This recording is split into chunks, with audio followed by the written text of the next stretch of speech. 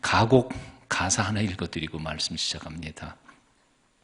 일출봉에 해 뜨거든 날 불러주어 월출봉에 달 뜨거든 날 불러주어 기다리고 기다려도 네 오지 않고 빨랫소리 물레소리에 눈물 흘렸네.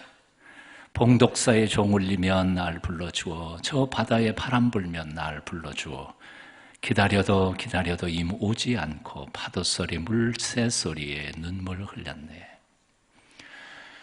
천재 시인이었던 김민부 씨가 시를 쓰고요, 장일남 씨가 곡을 붙인 기다리는 마음이라고 하는 가곡이 있죠. 아마 한 번쯤은 들었을 테고 아마 부르신 분도 있으리라고 생각합니다.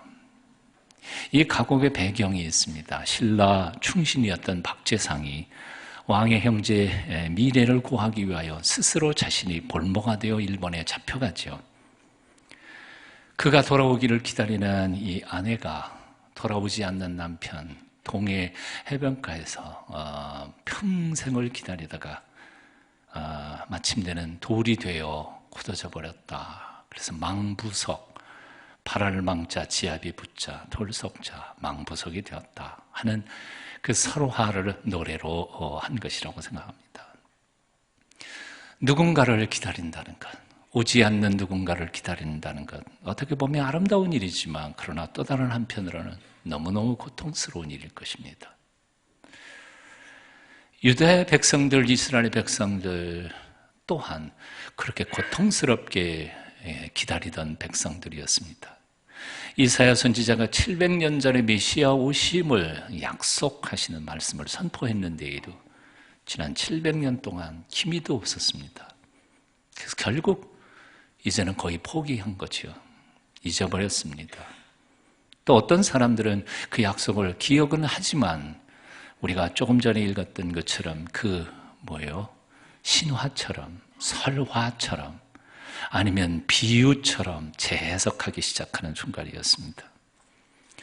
그럼에도 불구하고 그런 불신의 한복판에서도 끝까지 그 약속을 붙잡고 평생을 기다리는 한 사람이 있었습니다. 시몬이라고 하는 할아버지였습니다.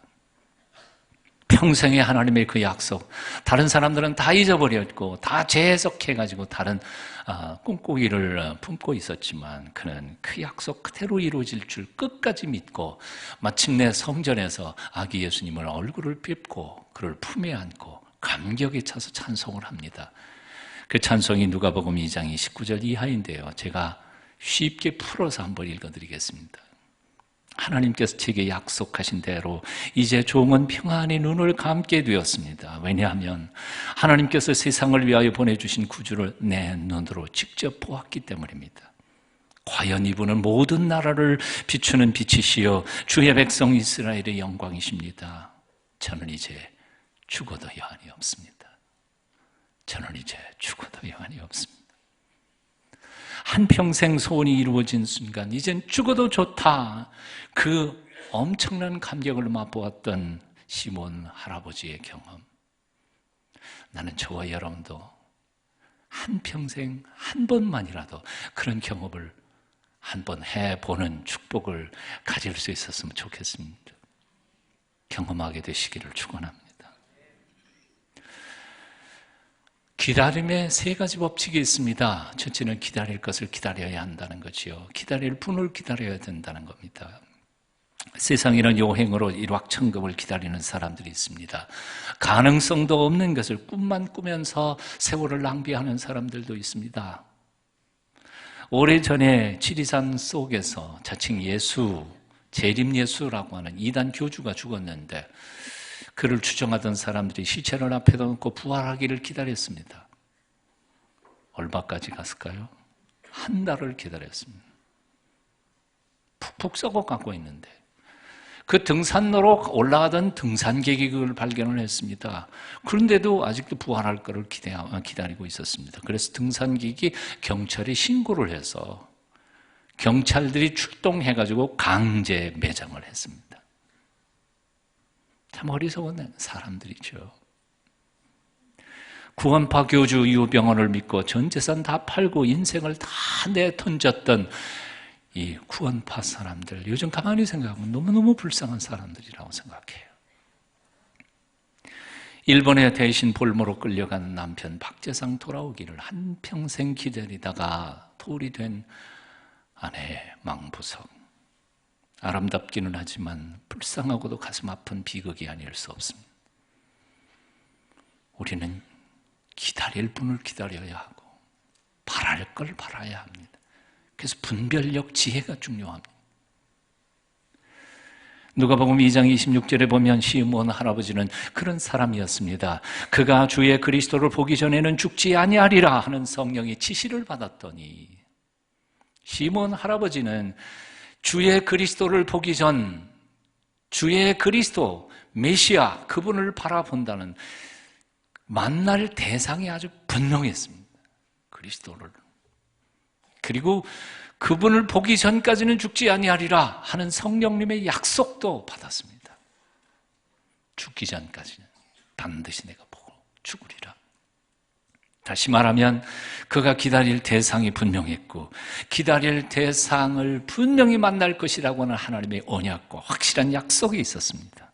그래서 그는 기다렸던 거죠. 그리고 그 감격을 맛볼 수 있었던 것입니다. 오늘 이 시간에 나는 여러분에게 질문을 해봅니다. 지금 무엇을 여러분들은 기다리고 계십니까? 무엇을 바라고 계십니까? 다시 또 질문합니다. 여러분이 기대하고 기다리고 바라는 것은 정말 하나님이 내게 주신 약속입니까?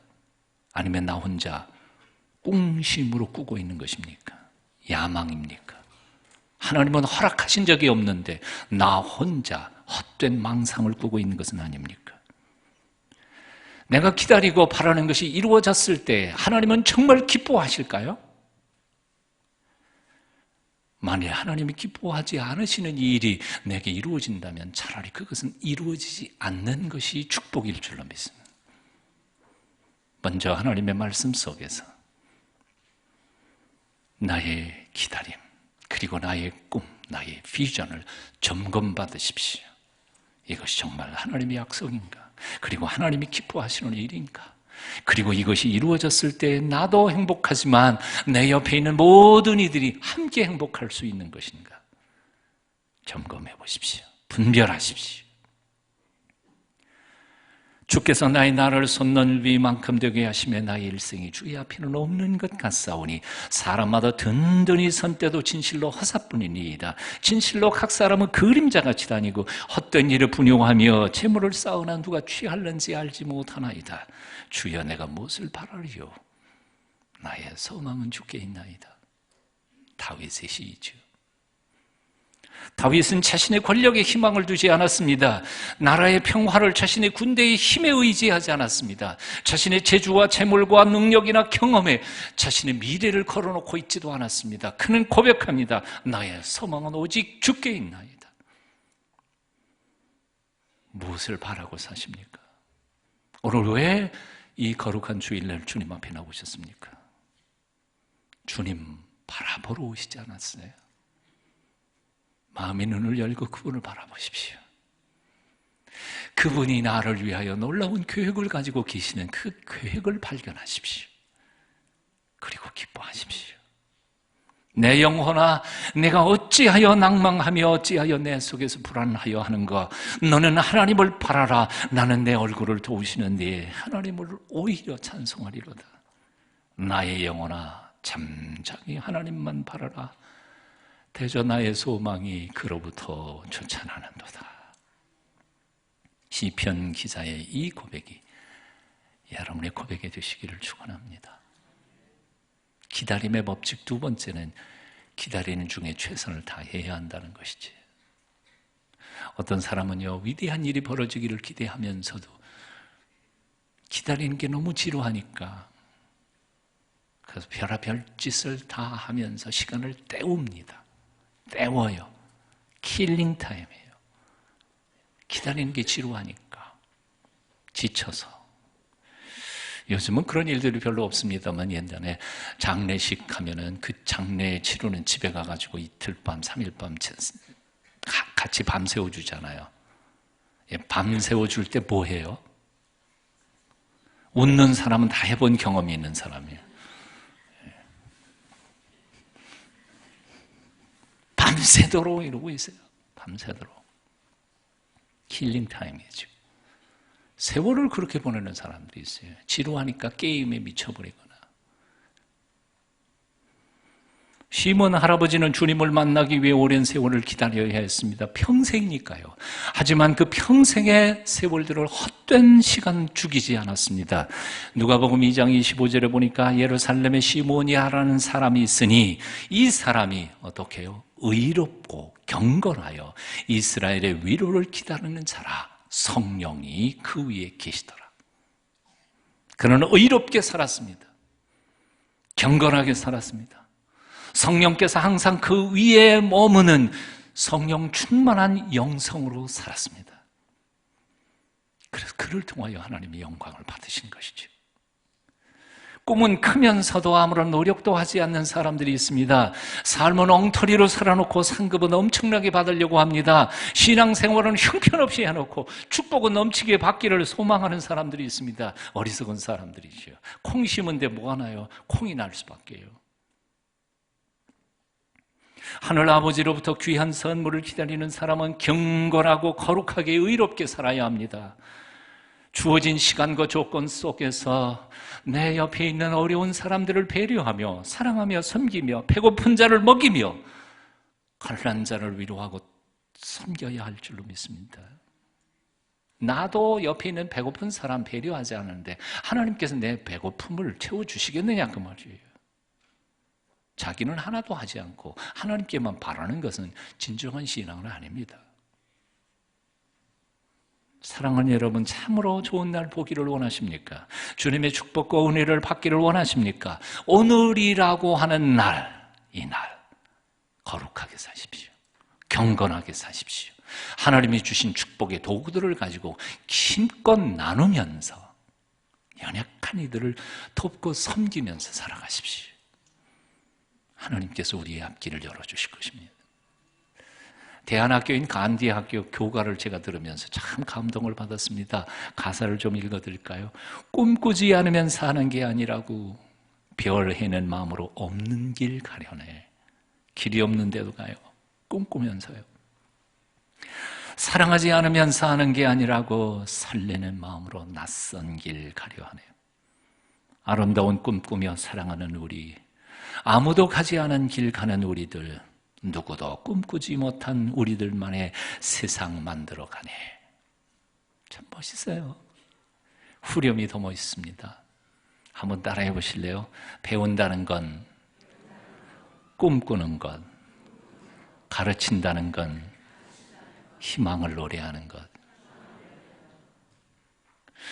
자, 배운다는 게 뭐예요? 미래의 꿈을 위해서, 꿈을 꾸면서 배워가는 거예요. 지금 힘들고 어렵지만, 재미도 없지만, 당장 나가서 돈벌이 하는 게 훨씬 더 이익이 될 것 같지만, 배운다는 것은 꿈을 꾸는 것이고, 그리고 아이들을 가르친다는 것은 그들의 희망을, 미래를 노래하는 것이고, 우리 알고 있네, 우리는 알고 있네. 배운다는 건, 가르친다는 건 희망을 노래하는 것. 주어진 시간, 오늘이라고 하는 시간 속에 우리는 우리의 최선을 다해야 할 줄로 믿습니다. 어떤 사람들은 작은 일은 시시해서 못하고 큰 일은 힘이 없어서 못한다고 그러잖아요. 그래서 이 세상에 할 수 있는 일이 아무것도 없어요. 작은 건 시시해서 못해요. 큰 일은 힘이 없어, 재주가 없어서 못해요. 오늘날 젊은이들이 직장을 가지지 못하는 이유 중에 일부, 전부라 그렇지는 아니에요. 일부는 처음 직장부터 자기가 꿈꾸는 멋진 간판을 보고 시작하니까 바닥부터 키워봐요. 왜 일할 데가 없겠습니까? 날 부르는 곳이 왜 없겠습니까? 주어진 삶의 현장에서 최선을 다할 때 하나님의 시간표에 따라 우리에게 은총을 베풀어 주실 줄로 믿습니다. 기다리면서 놀지 말아요. 최선을 다해야 할 수 있는 걸 해요. 내 눈앞에 보이는 것을 해요. 마지막 세 번째 기다림의 법칙은 참아야 한다는 겁니다. 인내해야 한다는 거예요. 귀한 것일수록 열매 맺히는 세월이 오래 걸리는 법입니다. 봄에 뿌린 씨앗은 가을에 돼야 거둘 수 있습니다. 오늘 씨앗을 뿌려놓고 내일 아침에 파보면 열매를 맺힐 수가 없는 것이지요. 참아야 합니다. 기다려야 합니다. 오늘 11조 해놓고 다음 달 월급 올라가기를 기다리는 사람처럼 어리석은 사람 없어요. 예. 다이아몬드는 태고의 거목들이 땅속에 묻혀 수억 년 동안 지압에 눌려 만들어진 탄소 덩어리라고 하잖아요. 숯과 똑같아요.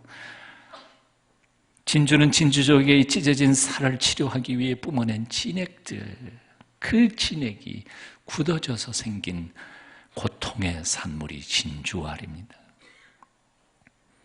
그렇다면 영생의 축복과 은혜를 기다리는 우리야말로 얼마나 참고 인내하고 기다려야만 할까요? 주님 말씀하셨습니다. 죽도록 충성하라. 그리하면 내가 생명의 면류관을 너에게 주리라. 뭐라고요? 죽도록 충성하라. 이건 진짜예요. 죽도록이에요. 대충 흉내만 내가지고는 생명의 면류관을 못 받는다, 그 얘기예요. 오늘날 많은 그리스도인들이 얼마나 흉내만 내는지 몰라요. 정말 죽을 것처럼 충성해 보란 말이에요. 하나님 책임지신다는 거예요. 오늘 시편 기자는 이렇게 노래합니다. 파수꾼이 아침을 기다림보다 내 영혼이 주를 더 기다리나니 참으로 파수꾼이 아침을 기다림보다 더하도다. 파수꾼이 아침을 기다리는 그 갈망이 얼마나 뜨거운지 아세요? 모르실 거예요. 특별히 군대도 가본 적이 없는 여자들이 어떻게 알겠어요? 이제는 여자도 군대 많이 가니까 아마 좀 알 것 같은데, 저는 청년 시절에 31개월 갔다 왔습니다. 요즘에는 20 몇 개월이더라고요. 34개월 있는데 무슨 교련 3년 했다 그래서 한 달씩 감해줘서 33개월에 3달 빼고 나니까 31개월 꼬박 가서 저기 최전방에, 북한 땅이 보이는 최전방에서 31개월 동안 고생했습니다. 영하 20도, 25도 아주 자주 내려가는 것. 샘물이 솟는 데가 있었습니다. 그 사령부 본부대 바로 뒤에 울타리 안에 안반을 뚫고 나오는 그 샘물이 있었는데, 샘물이 지하에서 나오니까 얼지는 않아요. 그런데 걸레를 가지고 샘물에다 딱 담그고 빨려고 꺼내면 내까닥하고 얼어버려요. 빨 수가 없어요. 빨 수가 없어. 그렇게 추운 곳에서 사령부 맨 꼭대기에 보초 서는 데가 있습니다. 대공포라 그래가지고. 거기 대공포니까 제일 꼭대기 봉우리에 올라가야 되지 않아요. 거기 올라가서 섭니다. 영하 25도. 거기는 체감 온도는 거의 30도, 40도 되는 것 같아요. 물론 잔뜩 무장합니다. 대여섯 겹 옷을 입습니다. 눈 위에서 신는 설화부터 시작해갖고 장갑도 3개인가 4개인가 끼고 거의 걷기가 힘들 만큼 그렇게 하고 올라가지만 거기서 한 5분만 지나면 추위가 뼛속을 파고 들어옵니다. 그러니까 어떻게 해요? 뛰어야죠. 그걸 입고 그야말로 달밤에 체조합니다. 얼어 죽지 않으려면. 그렇게 2시간씩. 2시간이 20년 같아요. 그러다가 저 밑에서 저벅저벅 보초 근무자, 교대자가 올라오면 정말 그렇게 행복할 수가 없어요. 끝이다. 이제 내려가서 내부만 따뜻한 데서 잘 수 있다. 파수꾼이 아침을 기다림보다, 이 간절함이 얼마나 간절하겠어요. 근데 시편 기자는 뭐냐 하면 내 영혼이 주님을 만나기를 이렇게 갈급한다는 것이죠. 분명한 사실이 하나 있습니다. 보초 근무 교대자를 기다린 그리고 그를 만난 기쁨보다는 인생의 처절한 삶 가운데서 우리 인생의 주인이신 하나님을 만나고 그의 위로하심을 받는 기쁨이 수만 배는 더 클 것이라는 사실입니다. 짐작해 보실 수 있지 않아요? 오늘날 되는 게 별로 없다고 그래요, 한국 땅에. 이번 대림절 기간 동안에 분명히 역사를 주관하시고 인생을 아름답게 지으셨고, 그리고 당신의 형상대로 우리를 지으셔서 복되게 살라고 우리를 축복하시는 그 하나님을 마음의 눈을 열어 만나 뵙는 축복의 시간들을 가지게 해주시기를 축원합니다. 그리스도인이란 어떤 존재일까요? 다시 오실 예수님을 기다리며 영으로 우리 가운데 오시는 그분을 만나 뵙는 사람들입니다.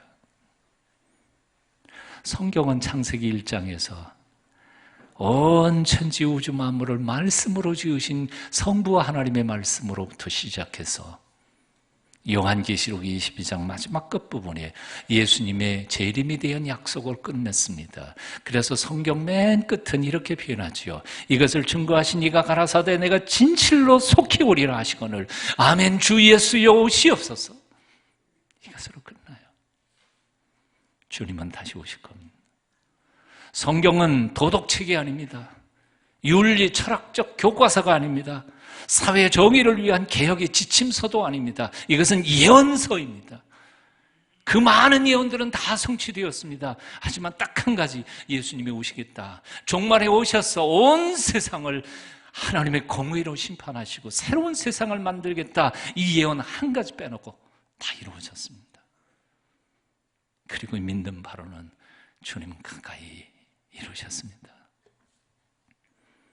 2014년 이 한 해가 저물어가는 이 시기에 그분을 만나 배우며 다시 오시는 주님을 맞이하기에 충분할 수 있는 준비된 영혼으로 하나님 앞에 드려지는 복된 절기 맞으시기를 축원합니다. 기도하겠습니다. 다시 오실 예수님, 주님의 거룩하신 약속 믿고 주님 오심을 간절히 기다립니다.